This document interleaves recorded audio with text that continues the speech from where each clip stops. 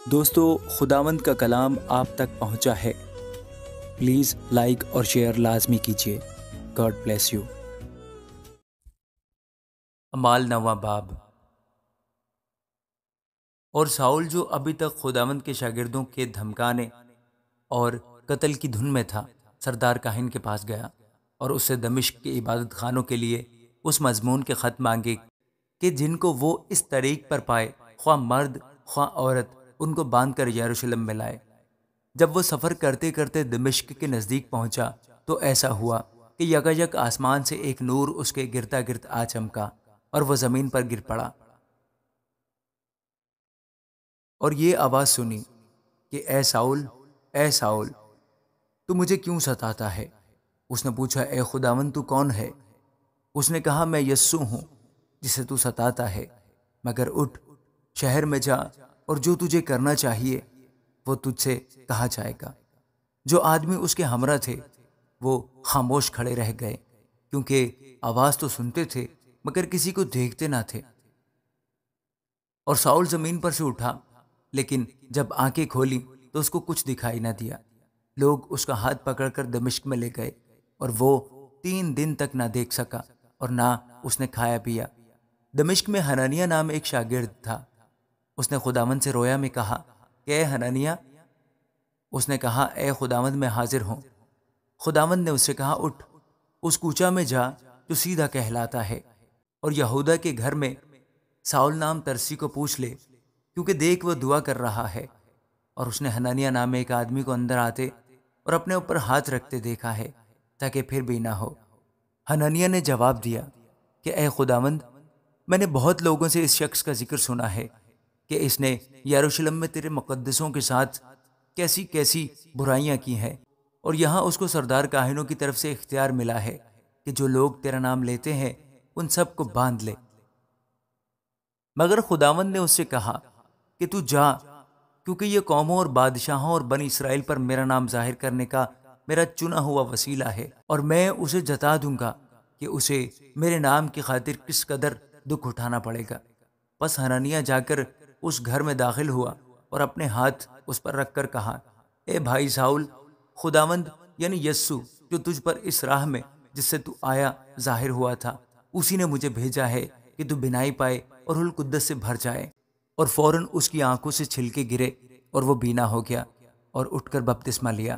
پھر کچھ کھا کر طاقت پائی، اور کئی دن ان شاگردوں کے ساتھ رہا جو دمشق میں تھے، اور فوراً عبادت خانوں میں یسوع کی منادی کرنے لگا کہ وہ خدا کا بیٹا ہے۔ اور سب سننے والے حیران ہو کر کہنے لگے، کیا یہ وہ شخص نہیں ہے جو یروشلم میں اس نام کے لینے والوں کو تباہ کرتا تھا، اور یہاں بھی اسی لیے آیا تھا کہ ان کو باندھ کر سردار کاہنوں کے پاس لے جائے؟ لیکن ساؤل کو اور بھی قوت حاصل ہوتی گئی، اور وہ اس بات کو ثابت کر کے کہ مسیح یہی ہے، دمشق کے رہنے والے یہودیوں کو حیرت دلاتا رہا۔ اور جب بہت دن گزر گئے تو یہودیوں نے اسے مار ڈالنے کا مشورہ کیا، مگر ان کی سازش ساؤل کو معلوم ہو گئی۔ وہ تو اسے مار ڈالنے کے لیے رات دن دروازوں پر لگے رہے، لیکن رات کو اس کے شاگردوں نے اسے لے کر ٹوکرے میں بٹھایا اور دیوار پر سے لٹکا کر اتار دیا۔ اس نے یروشلم میں پہنچ کر شاگردوں میں مل جانے کی کوشش کی، اور سب اس سے ڈرتے تھے، کیونکہ ان کو یقین نہ آتا تھا کہ یہ شاگرد ہے۔ مگر برناباس نے اسے اپنے 7 رسولوں کے پاس لے جا کر ان سے بیان کیا کہ اس نے اس طرح راہ میں خداوند کو دیکھا، اور اس نے اس سے باتیں کی، اور اس نے دمشق میں کیسی دلیری کے ساتھ یسوع کے نام سے منادی کی۔ پس وہ یروشلم میں ان کے ساتھ آتا جاتا رہا، اور دلیری کے ساتھ خداوند کے نام کی منادی کرتا تھا، اور یونانی مال یہودیوں کے ساتھ گفتگو اور بحث بھی کرتا تھا، مگر وہ اسے مار ڈالنے کے در پہ تھے۔ اور بھائیوں کو جب یہ معلوم ہوا تو اسے کیسریہ میں لے گئے اور ترسس کو روانہ کر دیا۔ پس تمام یہودیہ اور گلیل اور سامریہ میں کلیسیا کو چین ہو گیا، اور اس کی ترقی ہوتی گئی، اور وہ خداوند کے خوف اور روح القدس کی تسلی پر چلتی اور بڑھتی جاتی تھی۔ اور ایسا ہوا کہ پطرس ہر جگہ پھرتا ہوا ان مقدسوں کے پاس بھی پہنچا جو لدہ میں رہتے ہیں۔ وہاں اینیاس نام ایک مفلوج کو پایا جو 8 برس سے چارپائی پر پڑا تھا۔ پطرس نے اس سے کہا، اے اینیاس، یسوع مسیح تجھے شفا دیتا ہے، اٹھ، آپ اپنا بستر بچھا۔ وہ فوراً اٹھ کھڑا ہوا۔ تب لدہ اور شارون کے سب رہنے والے اسے دیکھ کر خداوند کی طرف رجوع لائے۔ اور یافا میں ایک شاگرد تھی تبیتا نام، جس کا ترجمہ ہرنی ہے، وہ بہت ہی نیک کام اور خیرات کیا کرتی تھی۔ انہی دنوں میں ایسا ہوا کہ وہ بیمار ہو کر مر گئی اور اسے نہلا کر بالا خانے میں رکھ دیا۔ اور چونکہ لدا یافا کے نزدیک تھی، شاگردوں نے یہ سن کر کہ پطرس وہاں ہے، 2 آدمی بھیجے اور اس سے درخواست کی کہ ہمارے پاس آنے میں دیر نہ کر۔ پطرس اٹھ کر ان کے ساتھ ہو لیا۔ جب پہنچا تو اسے بالا خانے میں لے گئے اور سب بیوائیں روتی ہوئی اس کے پاس آ کھڑی ہوئیں، اور جو کرتے اور کپڑے ہرنی نے ان کے ساتھ میں رہ کر بنائے تھے دکھانے لگیں۔ پطرس نے سب کو باہر کر دیا اور گھٹنے ٹیک کر دعا کی، پھر لاش کی طرف متوجہ ہو کر کہا، اے تبیتا اٹھ۔ بس اس نے آنکھیں کھول دی اور پطرس کو دیکھ کر اٹھ بیٹھی۔ اس نے ہاتھ پکڑ کر اسے اٹھایا اور مقدسوں اور بیواؤں کو بلا کر اسے زندہ ان کے سپرد کیا۔ یہ بات ساری یافا میں مشہور ہو گئی اور بہتیرے خداوند پر ایمان لے آئے، اور ایسا ہوا کہ وہ بہت دن یافا میں شمعون نام دباغ کے ہاں رہا۔ آمین۔ دوستو، خداوند کا کلام آپ تک پہنچا ہے، پلیز لائک اور شیئر لازمی کیجیے۔ God bless you. کیسریا میں کرینیلیوس نام ایک شخص تھا۔ وہ اس پلٹن کا صوبہ دار تھا جو اتلیانی کہلاتی ہے۔ وہ دیندار تھا اور اپنے سارے گھرانے سمیت خدا سے ڈرتا تھا اور یہودیوں کو بہت خیرات دیتا اور ہر وقت خدا سے دعا کرتا تھا۔ اس نے تیسرے پہر کے قریب رویا میں صاف صاف دیکھا کہ خدا کا فرشتہ میرے پاس آ کر کہتا ہے، کرینیلیوس۔ اس نے اس کو غور سے دیکھا اور ڈر کر کہا، خداوند کیا ہے؟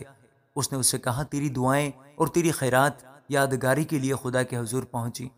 اب یافا میں آدمی بھیج کر شمعون کو، جو پطرس کہلاتا ہے، بلوا لے۔ وہ شمعون دباغ کے ہاں مہمان ہے، جس کا گھر سمندر کے کنارے ہے۔ اور جب وہ فرشتہ چلا گیا جس نے اس سے باتیں کی تھیں، تو اس نے 2 نوکروں کو اور ان میں سے جو اس کے پاس حاضر رہا کرتے تھے ایک دیندار سپاہی کو بلایا اور سب باتیں ان سے بیان کر کے انہیں یافا میں بھیجا۔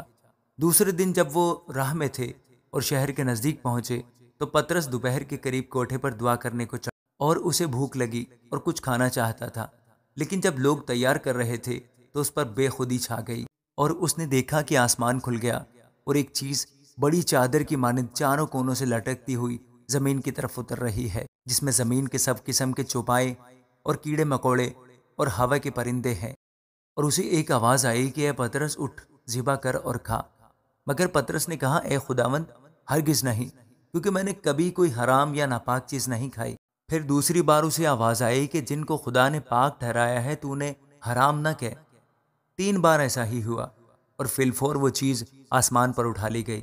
جب پطرس اپنے دل میں حیران ہو رہا تھا تو دیکھو، وہ آدمی جنہیں کرنیلیوس نے بھیجا تھا شمعون کا گھر دریافت کر کے دروازے پر آ کھڑے ہوئے اور پکار کر پوچھنے لگے کہ شمعون جو پطرس کہلاتا ہے یہی مہمان ہے۔ جب پطرس اس رویا کو سوچ رہا تھا تو روح نے اس سے کہا کہ دیکھ، 3 آدمی تجھے پوچھ رہے ہیں، بس اٹھ کر نیچے جا اور بے کھٹکے ان کے ساتھ ہو لے، کیونکہ میں نے ہی ان کو بھیجا ہے۔ پطرس نے اتر کر ان آدمیوں سے کہا، دیکھو، جس کو تم پوچھتے ہو وہ میں ہی ہوں۔ تم کس سبب سے آئے ہو؟ انہوں نے کہا، کرنیلیوس صوبہ دار جو راست باز اور خدا ترس آدمی اور یہودیوں کی ساری قوم میں نیک نام ہے، اس نے پاک فرشتہ سے ہدایت پائی کہ تجھے اپنے گھر بلا کر تجھ سے کلام سن۔ بس اس نے انہیں اندر بلا کر ان کی مہمانی کی، اور دوسرے دن وہ اٹھ کر ان کے ساتھ روانہ ہوا، اور یافا میں سے بعض بھائی اس کے ساتھ ہو لیے۔ وہ دوسرے روز کیسریا میں داخل ہوئے، اور کرنیلیوس اپنے رشتہ داروں اور دلی دوستوں کو جمع کر کے ان کی راہ دیکھ رہا تھا۔ جب پطرس اندر آنے لگا تو ایسا ہوا کہ کرنیلیوس نے اس کا استقبال کیا اور اس کے قدموں میں گر کر سجدہ کیا، لیکن پطرس نے اسے اٹھا کر کہا کہ کھڑا ہو، میں بھی تو انسان ہوں، اور اس سے باتیں کرتا ہوا اندر گیا اور بہت سے لوگوں کو اکٹھا پا کر ان سے کہا، تم تو جانتے ہو کہ یہودی کو غیر قوم والے سے صحبت رکھنا یا اس کے ہاں جانا ناجائز ہے، مگر خدا نے مجھ پر ظاہر کیا کہ میں کسی آدمی کو نجس یا ناپاک نہ کہوں، اسی لیے جب میں بلایا گیا تو بے عذر چلا آیا۔ بس اب میں پوچھتا ہوں کہ مجھے کس بات کے لیے بلایا ہے؟ کرنیلیوس نے کہا، اس وقت پورے 4 روز ہوئے کہ میں اپنے گھر میں تیسرے پہر کی دعا کر رہا تھا، اور کیا دیکھتا ہوں کہ ایک شخص چمکدار پوشاک پہنے ہوئے میرے سامنے کھڑا ہوا اور کہا کہ اے کرنیلیوس، تیری دعا سن لی گئی اور تیری خیرات کی خدا کے حضور یاد ہوئی۔ بس کسی کو یافا میں بھیج کر شمعون کو، جو پطرس کہلاتا ہے، اپنے پاس بلا۔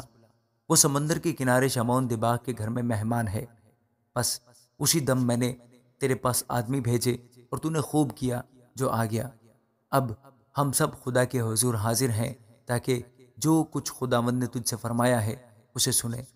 پطرس نے زبان کھول کر کہا، اب مجھے پورا یقین ہو گیا کہ خدا کسی کا طرفدار نہیں، بلکہ ہر قوم میں جو اس سے ڈرتا اور راست بازی کرتا ہے وہ اس کو پسند آتا ہے۔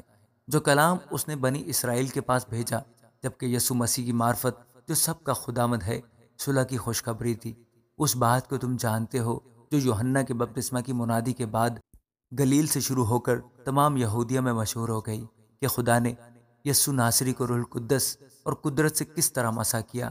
وہ بھلائی کرتا اور ان سب کو جو ابلیس کے ہاتھ سے ظلم اٹھاتے تھے شفا دیتا پھرا، کیونکہ خدا اس کے ساتھ تھا۔ اور ہم ان سب کاموں کے گواہ ہیں جو اس نے یہودیوں کے ملک اور یروشلم میں کیے، اور انہوں نے اس کو صلیب پر لٹکا کر مار ڈالا۔ اس کو خدا نے تیسرے دن جلایا اور ظاہر بھی کر دیا، تاکہ ساری امت پر بلکہ ان گواہوں پر جو آگے سے خدا کے چنے ہوئے تھے، یعنی ہم پر، جنہوں نے اس کے مردوں میں سے جی اٹھنے کے بعد اس کے ساتھ کھایا پیا۔ اور اس نے ہمیں حکم دیا کہ امت میں منادی کرو اور گواہی دو کہ یہ وہی ہے جو خدا کی طرف سے زندوں اور مردوں کا منصف مقرر کیا گیا۔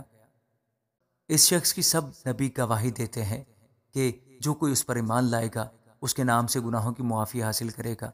پطرس یہ باتیں کہہ ہی رہا تھا کہ روح القدس ان سب پر نازل ہوا جو کلام سن رہے تھے، اور پطرس کے ساتھ جتنے مختون ایماندار آئے تھے وہ سب حیران ہوئے کہ غیر قوموں پر بھی روح القدس کی بخشش جاری ہوئی، کیونکہ انہیں طرح طرح کی زبانیں بولتے اور خدا کی تمجید کرتے سنا۔ پطرس نے جواب دیا کہ کوئی پانی سے روک سکتا ہے کہ یہ بپتسمہ نہ پائیں جنہوں نے ہماری طرح روح القدس پایا؟ اور اس نے حکم دیا کہ انہیں یسوع مسیح کے نام سے بپتسمہ دیا جائے۔ اس پر انہوں نے اس سے درخواست کی کہ چند روز ہمارے پاس رہے۔ آمین۔